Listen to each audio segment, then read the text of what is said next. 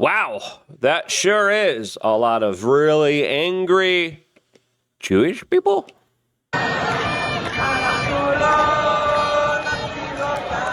Yep, as hundreds of thousands gathered on the streets of cities like Tel Aviv in order to put pressure on their government to agree to the ceasefire peace deal that Donald Trump now is in a major war of worlds with Bibi Netanyahu. As right now, what in the world's going on here? As some people are saying that this relationship is straining, to say the least. As of course, there's also a lot of things to say about the inner workings of this deal that we're hearing about. That's interesting from a perspective of someone who understands the kind of propaganda aspect of all of this. As of course, there's another important discussion to have, as a lot of people are pointing out to the fact that as soon as this conflict's over, there's probably going to be another one over there in Tehran.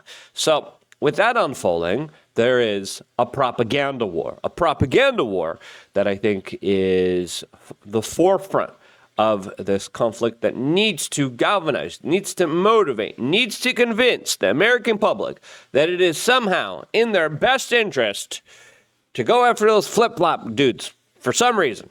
A conversation that I think is multifaceted, very complicated, as of course I oversimplified it. But in this video, we're going to be doing a deep dive into it. If you appreciate these type of conversations that are not easy to have, subscribe. Click the notification button. We greatly appreciate all the time that, of course, you spend with us. Now, massive, huge protests that even the president of the United States is sending out there, as everyone is kind of asking themselves, who's in charge here? Who's calling the shots? As there's conversations right now with multiple sources coming forward saying, yeah, they had a deal. Donald Trump worked really hard on it. He proposed the deal. All the Arab countries were okay with the deal. Everyone was signing on for it. Everyone was super excited. And then Bibi kind of came in there and then last minute changed the deal. And then everyone's like, really? You're going to change the deal last minute? And they're like, okay, fine, whatever. You change the deal, fine, just sign it. And they're like, no. What? As now Donald Trump is like, what are you doing, bro? What are you doing? Can we have a ceasefire?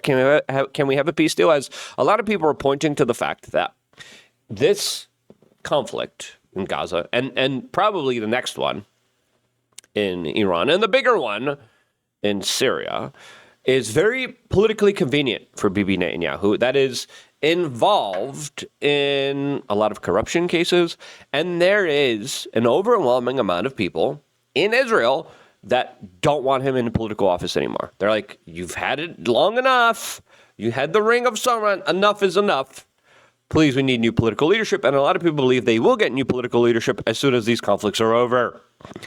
And then comes that very convenient event, October 7th, that has allowed Israel to be on a constant war footing. Many court proceedings have been postponed. And so far, it looks like the longer that these conflicts go on, the longer the political career of Bibi Netanyahu is secured. So I think that's an issue that we are dealing with here. As now, Donald Trump, people don't understand how big this is. And again, some people are saying this could be a part of a disinformation campaign, as it's important to note here that during Trump's first initial few weeks and months in office, he participated in a disinformation campaign in order to lull the Iranians into a position where they felt safe. There's negotiations. Those negotiations kept having their terms changed. The Iranians were like, okay, we'll engage. We'll try to make some kind of deal. We'll work something out here that works out for the benefit of everybody here. And then in the midst of negotiations, boom. Israel, by the way, just bombed Qatar, as Bibi had to call the Qatari political leadership and apologize with Trump there, as Trump's like, I didn't know that was happening, which I don't buy since U.S. CENTCOM is there. You don't send armed military aircraft into U.S. CENTCOM headquarters and bomb the crap out of the negotiation team and then be like, oh, yeah, we had totally nothing to do with it, even though the vast majority of the Israeli military is paid for by the U.S. Taxpayer as Israel. And again, people always make the argument, yeah, but Ukraine gets more money. In recent times, yes. Overall, when we look at the trajectory, it is pretty clear that Israel is the number one beneficiary of U.S. foreign aid. The second country, that's the biggest kind of beneficiary, is Egypt. Why? Well, the Israelis are like, hey, give Egypt some money too, so we could better our situation here. And the United States does, right? So with us financing, arming, aiding, abetting, protecting, defending, doing everything we can, and paying for a vast majority of this Gaza offensive, you would think since we're the sugar daddy and Israel's the sugar baby, we would be the one saying, listen, Bibi, you're going to do this because, like, we're your sugar daddy, all right? We're the sugar daddy. The sugar baby. Nope. We do what we want around here. The sugar baby's calling the shots. What? There's nothing else more clearer, especially when we see Marco Rubio coming out and saying, hey, Israel, please stop bombing Gaza. And they didn't. Donald Trump on Truth Social, please stop bombing Gaza. They didn't. What in the world's going on here? We got some clips from Bibi that are kind of wild. I'm going to play those clips. I'm going to get into who's really in charge here. I'm going to get into the media landscape. I'm going to get into Iran. Before I do that, I just quickly and shortly wanted to tell you about LukeUnfiltered.com. Quick, easy, short. We'll just get it a little bit. Sign up to LukeUnfiltered.com. Less than a coffee. I'm buying coffees now. I'm not making it at home because I'm running around. And when I'm running around, I'm specifically making freaking just like, all right, whatever. Just give me whatever you can. And I'm like, they're freaking $9. So, LukeUnfiltered.com. Sign up. Quick, easy, simple. 3 master classes, exclusive access to T-shirts, to me, to Telegram. We're going to be doing a live stream just for members. Sign up right now. Quick, easy, simple, and it allows independent media to exist here. Plus the master classes on survival. Super incredible, super important. Now, let's get back into what's going on here. As Marco Rubio now is coming out. And listen, Donald Trump said this first. Donald Trump was like, stop bombing Gaza. Okay? Stop bombing Gaza so we get the hostages up. They didn't. Marco Rubio now, hey, stop bombing Gaza. Like, boom. As now, according to Axios, Trump is telling Netanyahu, you're always so negative. Quote, take the win. Axios is reporting after Hamas issued a statement. Donald Trump, by the way, and the vice president of the United States retweeted and sent out the statement on Truth Social saying that President Trump called Bibi Netanyahu. Bibi Netanyahu dismissed the developments as, quote, nothing to celebrate. And Trump replied, I don't know why you're always so effing negative. This is a win. Take it. Why hasn't Bibi taken it? Well, he's kind of, again, he's politically motivated for this war to go on. So I think there's a conflict of interest here. And with the United States being the sugar daddy here, let's flex a little bit. You never want to be a sugar daddy, right? It's never worth it, guys. Like, why are we the sugar daddy? We shouldn't be the sugar daddy. Here's what Bibi had to say earlier. Well, we accepted the deal, as did all the world. It was President Trump's plan. Hamas says that it accepted the deal. Now the onus is on Hamas. This plan consists of 2 parts. The first part is releasing all the hostages. Israel makes a tactical withdrawal, stays in Gaza. And then the second part is meant to demilitarize Gaza and disarm Hamas. That will be negotiated. But the first more negotiations part is there. It's Why do we have more negotiations now? Why do we have more negotiation? The negotiation was done. The deal's done. And it's like, no, we got to renegotiate. After they already changed the deal last minute, which pissed off a whole bunch of people. Now, Axios is reporting Trump on Gaza deal. He says, I said, Bibi, this is your chance for victory. President Trump told Axios on Saturday that we are close to a peace deal. The peace, like, we signed it, but we're going to renegotiate it. What? Huh? He says, Bibi was, quote, fine with it. Trump told me. He's got to be fine with it. He has no choice with me. You got to be fine. It looks like he's not. He's like, oh, we're going to renegotiate. We're just going to keep bombing. What?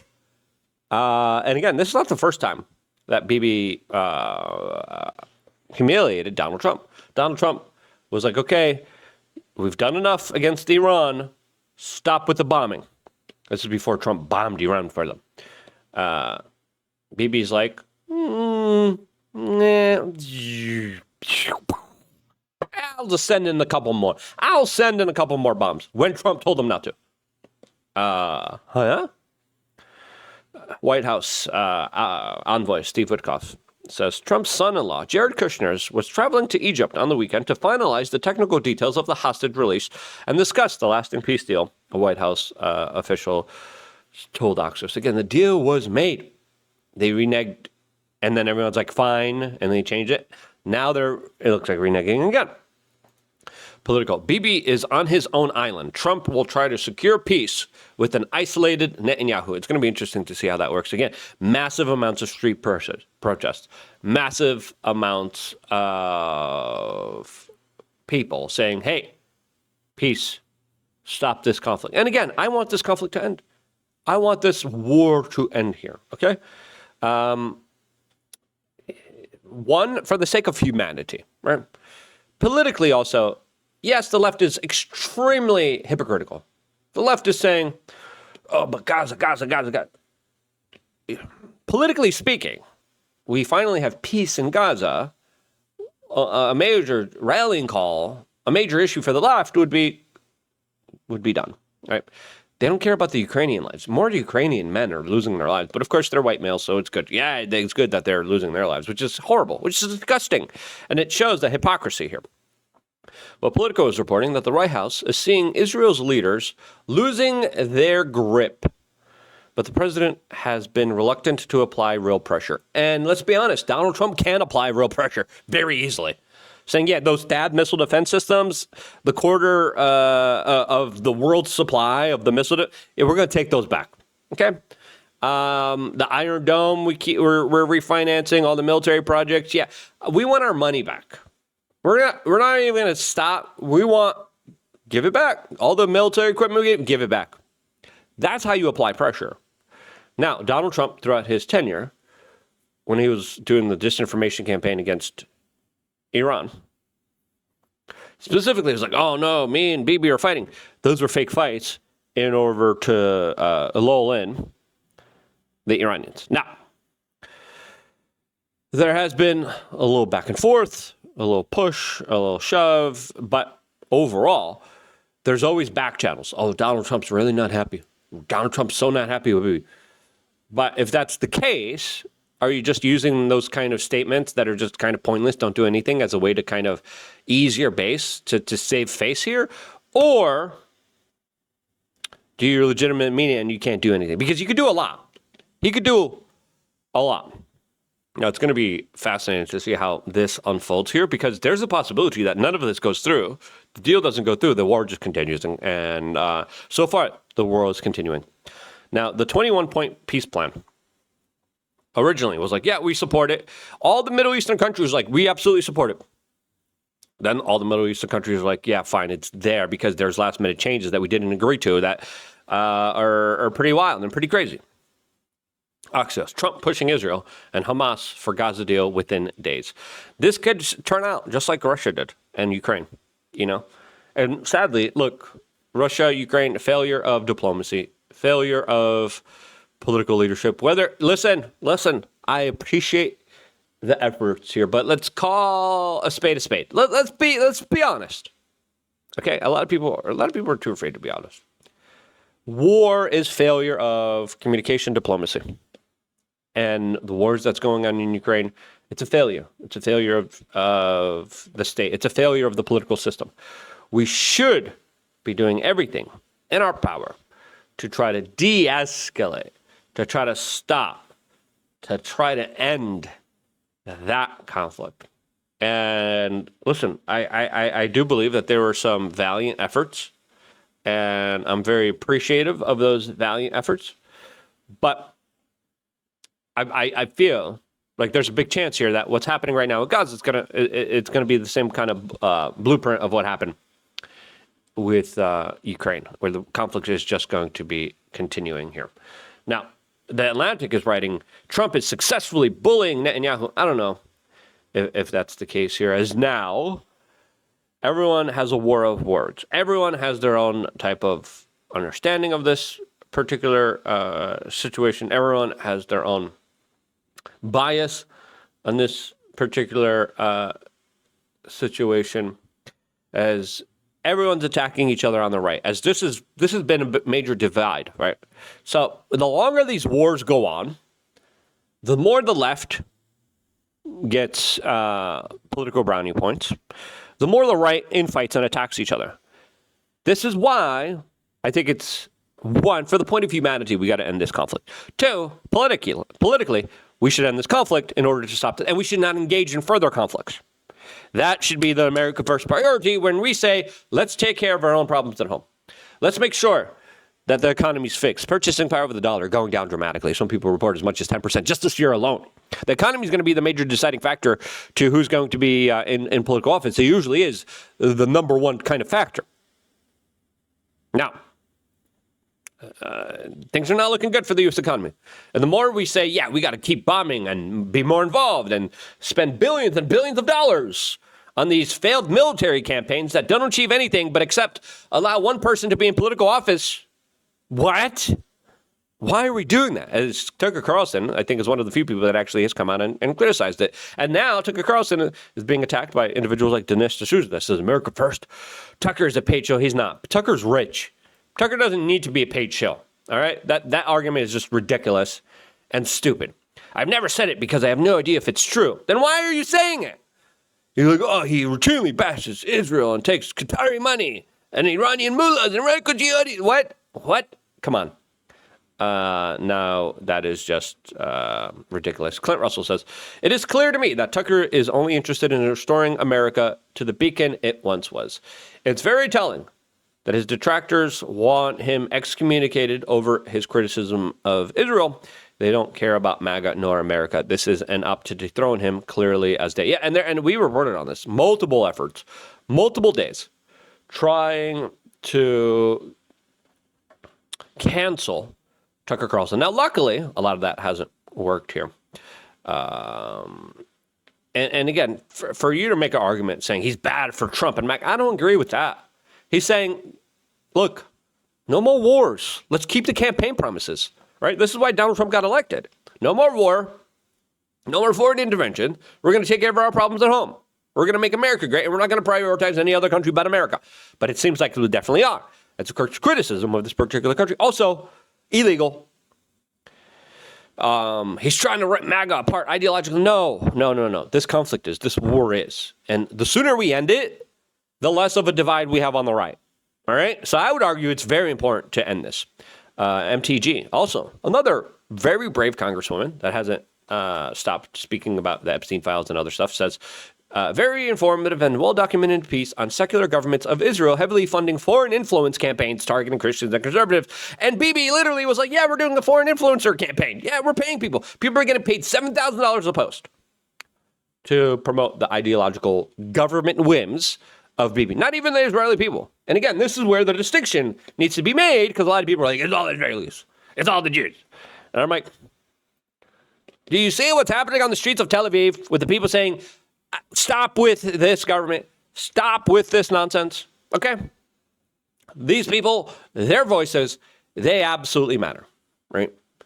And again, and then some people do take it too far. And I believe a lot of those people were on the payroll. I believe those people are probably getting paid $7,000 because what better way to obfuscate a conversation? What better way to destroy a conversation than by just taking a big turd in the punch bowl? Now, again, huge information war that's going to lead to a bigger war with Iran. Soon as Listen, I think the date for the Iran conflict has been kind of extended. And I think there's going to be an extension of the Gaza conflict. As soon as that ends, expect Iran to pop off. As soon as that happens. As we're getting quotes like this: Israel wants to mow the grass in Iran. And the U.S. brought the fuel. Yeah, the United States is bringing in all the very heavy flying machineries, the refueling aircraft that allows Israeli aircraft to go in. And when we look at what's going on here, all the military installations are ready. Myron Gaines, war with Iran is imminent. This one is going to be worse. I predict more casualties, and Iran will not hold back with their ballistic missile program. Some people say Iran already has a nuclear weapon. And listen, the Russians could give it to them. Russians are building nuclear reactors in Iran right now.